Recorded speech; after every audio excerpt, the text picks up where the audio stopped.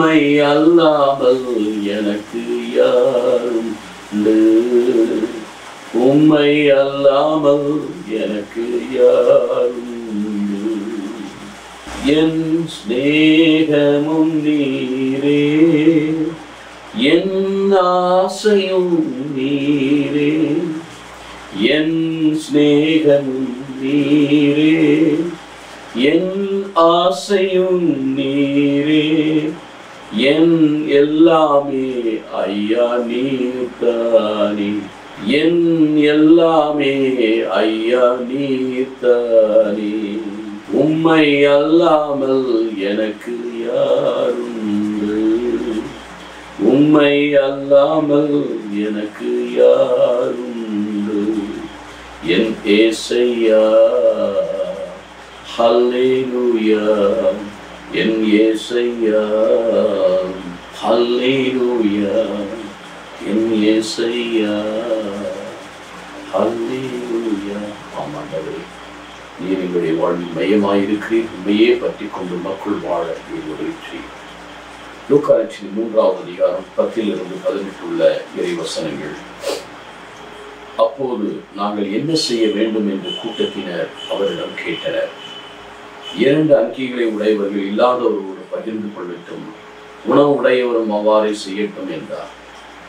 வரி தண்டுவோரும் திருமுழுக்கு பெற வந்து, போதகரை, நாங்கள் என்ன செய்ய வேண்டும் என்று அவரிடம் கேட்டனர். அவர், உங்களுக்கு குறிக்கப்பட்ட தொகைக்கு மேல் அதிகமாக எதையும் தந்தாதீர்கள் என்றார். படைவீரரும் வந்து அவரை நோக்கி, நாங்கள் என்ன செய்ய வேண்டும் என்று கேட்டனர். அவர்கள், நீங்கள் எவரையும் அச்சுறுத்தி பணம் பறிக்காது, யார் மீதும் பொய் குற்றத்தை சுமத்தாதே, உங்கள் ஊதியமே போதும் என்று இருக்கட்டும் என்றார்.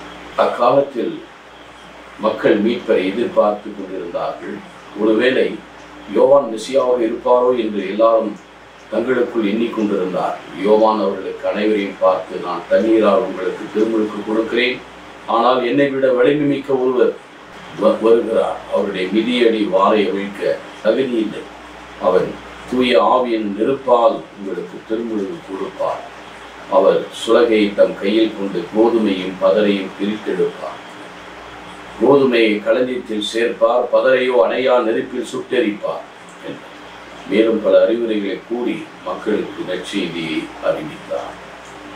எனக்கருமையான சகோதர சகோதரிகளே, ஆண்டவருடைய வருகைக்காக ஆயத்தப்படுத்த வந்த திருமுழுக்கு யோவான் ஒரு வார்த்தை சொல்லுகிறார். இதோ, என்னை விட வல்லமை உடைய ஒருவர் வரப்போகிறார், அவர்தான் மெசியாவாக இருப்பாரோ என்று. திருமுழுக்கு யோவான் மெசியாவாக இருப்பாரோ என்று நினைக்கும் போது லூக்கா 3:15 பார்க்கிறோம். அவர் சொல்லுகிறார், என்னை விட வல்லமை மிக்கவர் ஒருவர் வருவார். என்னை விட வல்லமை மிக்கவர், comes after me is mightier than me. எந்த விதத்தில் வல்லமை உள்ளவர்? அதிலே நாம் பார்க்க முதலாவதாக திருமுழுக்கு யோவான் நற்செய்தி அறிவிக்கும் போது அங்கிருந்த மக்கள் அவரிடத்திலே வந்து திருமுழுக்கு பற்றி சென்றார்கள். அப்போது அவர்கள் அனைவரும் யார் என்பதை இங்கே பார்க்கும்போது 3 தரப்பான மக்களை பற்றி சொல்லப்பட்டிருக்கிறது. அந்த கூட்டத்தில் இருந்தவர்கள் அவரிடம், நாங்கள் என்ன செய்யணும், வாட் ஷுட் பி டு? இன்றைக்கு நாமும் கூட நாங்கள் என்ன செய்யணும், நம்ம ஆண்டவர்கிட்ட கேட்கணும். என்ன செய்ய வேண்டும் என்று கேட்ட அந்த கூட்டத்தில் மக்கள் கேட்கிற ஒரு தரப்பான மக்கள், இதை மற்றவரோடு பகிர்ந்து கொள்ள வேண்டும், நம்முடைய விருப்பதை மற்றவரோடு பகிர்ந்து கொள்ள வேண்டும். ஆன்மீக காரியங்களாக இருந்தாலும் சரி, உலக காரியங்களாக இந்த பகிர்ந்து கொள்ளக்கூடிய அந்த தன்மை. நான் சொல்கிறேன், நான் சம்பாதிச்சு இன்னொருக்கு வாங்கி கொடுக்கணும், ஊரு சுற்றுறவனுக்கு சொந்தரியாக இருக்கிறவனுக்கு நான் கொடுக்குறேன், நீ அப்படியே. இப்பொழுது நாம் கடவுளை அருளை பெற்றிருக்கிறோம் என்றால் அவர்களுக்காக சிந்திக்கலாம், அவர்களுக்கு ஆலோசனை சொல்லலாம், மன்னிக்கலாம், இறக்கம் காட்டலாம். உலக காரியங்களை கூட இல்லாதவரோடு நம்மிடம் இருப்பதை நாம் பகிர்ந்து கொள்வதற்கு அது ஏதுவாக அமையும். 2வது வரித்தண்டு ஒரு முக்கியமான பணக்காரர், பணம் நிறைய இருந்தது. அவர்கள் நாங்கள் என்ன செய்ய வேண்டும் என்று சொன்னபோது அவருடைய தொழிலிலே அவர்கள் அதிகமாக வரி வசூலிக்க வேண்டாம், உங்களுக்கு கொடுக்கப்பட்ட தொகையை மற்றும் உங்களுடைய கடமையை செய்யும். ஏனென்றால் அதிகமாக வரி வசூலித்து ரோமர்களுக்கு கொடுத்தார்கள், நாங்களும் அதை சம்பாதிக்கிறார். அப்படி பார்க்கும்போது சக்கையை சொல்வார், யாராவது ஏமாற்றி இருக்கிறதுனால தான் அவன் சொல்றான், பலரை ஏமாற்றி இருந்தால் 4 மடங்கு திருப்பி கொடுக்க ரெஸ்டிடியூஷன்.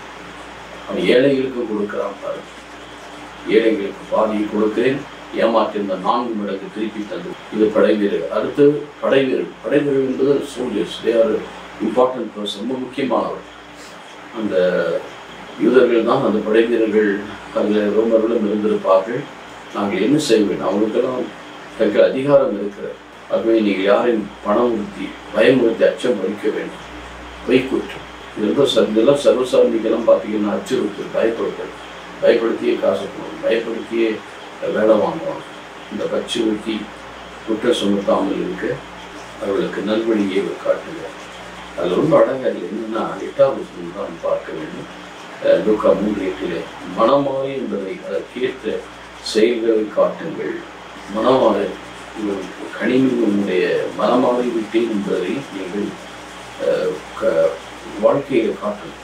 அபிரகாம் உங்களுடைய தந்தை என்று சொல்லிக்கொள்ளார். கட்டளை அபிரகாமுக்கு போன்ற கடவுள் செய்ய வல்லவராக இருக்கும். ஆகவே உண்மையான அழைப்புக்கு விழுக்கிறார்.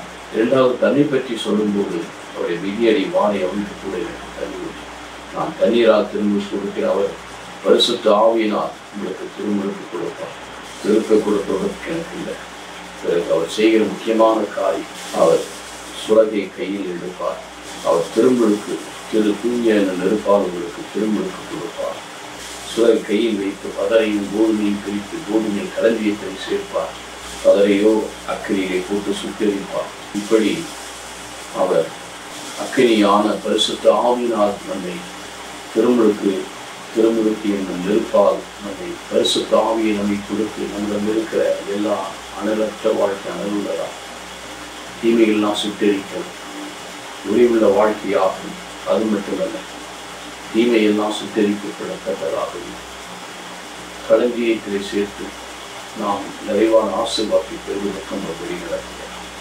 இப்படி பார்க்கும்போது அவர் நான் மெசியா அல்ல, எனக்கு பின்னால் வருவது முன்னால் இருக்கிற விதிரி வாரை அவிழ்த்து இருக்க தகுதி என்று சொல்லி தன்னை வெறுமைப்படுத்தி தன்னை தாழ்த்துவார் தான் அந்த வார்த்தை. இதோ அவராயிருக்குவாரா என்று எண்ணும் போது அவர் சொல்லுகிறார், என்னை விட வல்லம் இதில் வல்லம். அவர் நேரடியாக தந்தெடுத்து வந்தார்.